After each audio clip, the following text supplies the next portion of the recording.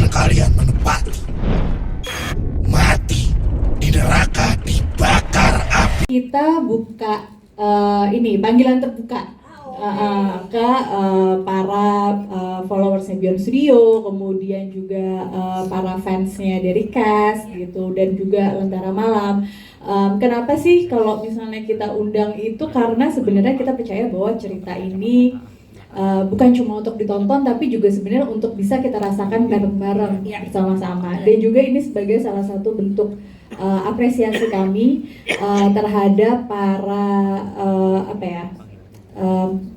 terhadap para halayak yang juga telah mensupport kami, mensupport film Indonesia, mensupport cast-castnya, mungkin para fans gitu. Dan ini adalah bentuk apresiasi dari teman-teman selepas tahlil gitu. Iya.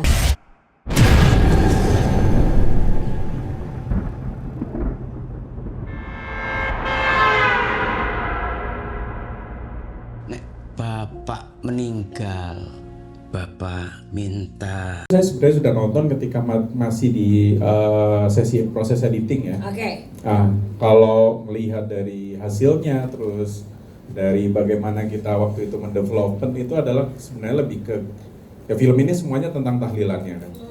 Dan memang bagaimana kita memproses bagaimana kejadian tahlilan itu, bagaimana berduka, terus memproses kita harus berlogika. Ketika kita berduka itu sebenarnya yang paling susah, karena itu yang akan nanti dibawakan sama teman-teman di sini sebagai aktor gitu sih. Harus detail dulu. Dikubur nang deso tempat bapak lahir. Emang bapak gak pengen dimakamin di sini sebelahan sama ibu?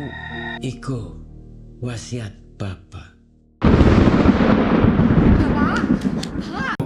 Akunya lebih kayak kaget gitu, maksudnya bekerja dengan nama-nama besar ini gitu ya, dari Kang Epi, dari Bastian, dari Agni, Mas Aji, dan awalnya kirain bakal kayak wah gimana nih ya sebagai saudara debutan gitu, nervous gitu kan, tapi ternyata proses jauh lebih mudah malah, karena ceritanya kan cukup jelas gitu ya, mengenai kakak beradik dan seorang ayah gitu, dan seorang paman yang masing-masing punya sejarah gitu ya, dan itu kita eksplorasi dengan ngobrol gitu, ngobrol mengenai background karakter, mengenai cerita sebelum ceritanya dimulai di sini gitu, karena kita mengeksplorasi bagaimana perasaan-perasaan kayak kehilangan dan juga kayak unfinished business antara ayah dan anak tuh gimana gitu, dan karena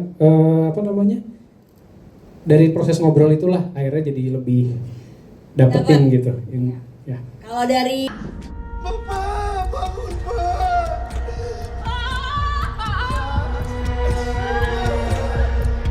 Aku ngerti hal ini berat buatmu, tapi kita mesti gerak cepet bawa jenazah bapakmu. Dia tuh punya sensitivitas untuk mengambil adegan horor yang sangat menurut aku luar biasa gitu. Nggak cuma ditakut-takutin, tapi juga dari segi emosionalnya benar-benar dalam banget. Terus juga dia nggak buru-buru untuk ngabisin jump scare-nya gitu. Dia benar-benar di-build pelan-pelan terus tiba-tiba baru dapat gitu. takes time gitu kan. Iya, dan juga Kak Dio tuh ngebuka ruang eksplorasi sih buat kita aktor, dan menurut aku puji Tuhan banget sih punya sutradara yang seperti itu. Kalau ya Malam gitu tuh. Aku niat makamno bapak neng Surabaya bareng ibu. Ini wasiat Kang Masku, bapakmu. Jangan sepele, Neng.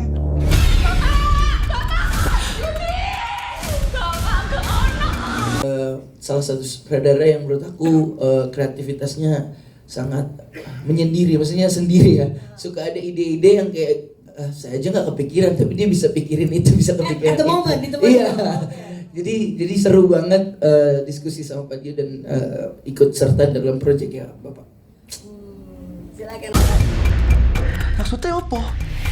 Ibu! Tak pikir cuma mimpi, tapi aku lihat bapak jalan. Maksudnya yang bawa jenazah bapak ke sini? Hari ini langsung perasaan yang tidak bisa terucapkan dari A sampai Z ini ya. Sosok bapak ini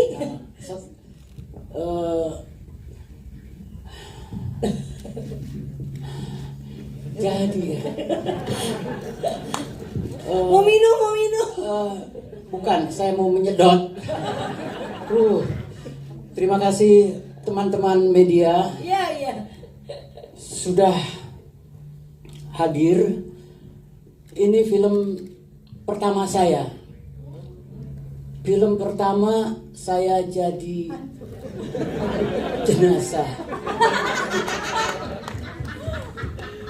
Jadi orang mati yang harus hidup.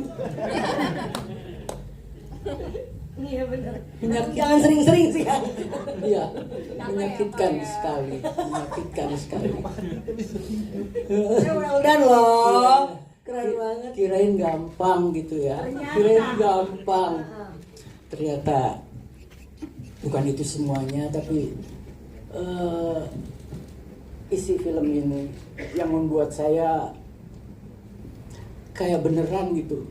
Begini rasanya mati yang menyimpan rahasia. Begini rasanya mati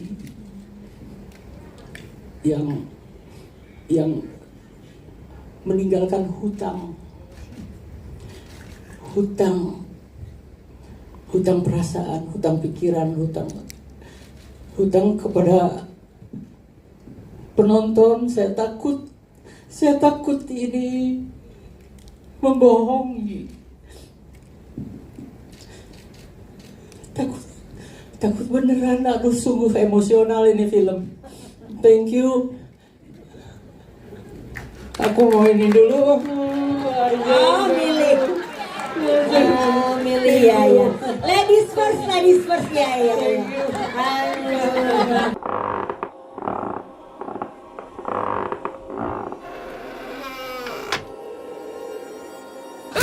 Zaman dulu desa ki tempatnya wong sakti, punya ilmu gaib, ilmu sing ngasih berkah. Enggak godain yang puasa, soalnya lagi puasa syutingnya. Serius? Oh my god.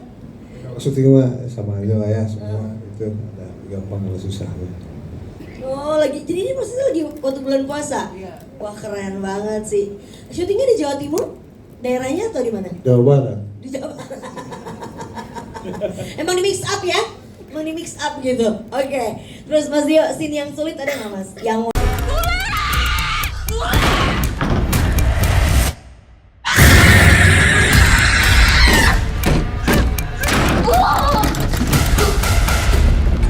Bapakmu ngerti waktu nangis dekat. Wasiat bapakmu. Tahlil kan ketika di tahlil itu kan panjangannya ya la ilaha illallah gitu, tidak ada Tuhan selain Allah. Sehingga ya itu sih sebenarnya kalau pertanyaannya tahlil itu apa? Pertanyaannya itu ya. Sudah terjawab Mas. Iya. Saya bantu. Itu artinya. Iya, itu ya. Itu untuk mutus ilmu.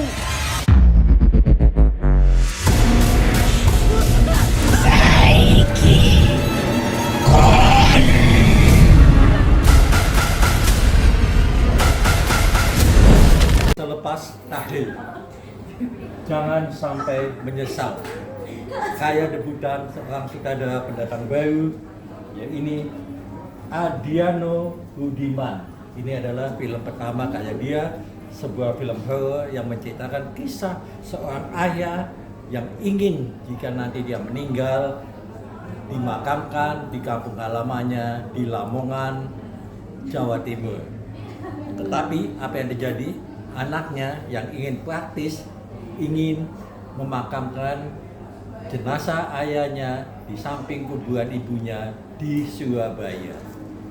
Jadi apa yang terjadi? Ternyata jenazah ayah hilang dari rumah. Ya. Apakah jenazah itu mampu berjalan kaki sendiri ke desa kelahirannya?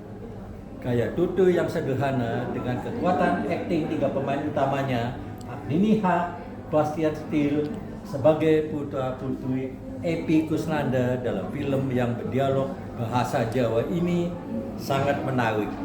Jadi ini sebuah film horor yang sangat bersahaja, mengerikan dan membawa pesan bahwa kita harus menghormati wasiat dari orang tua kita.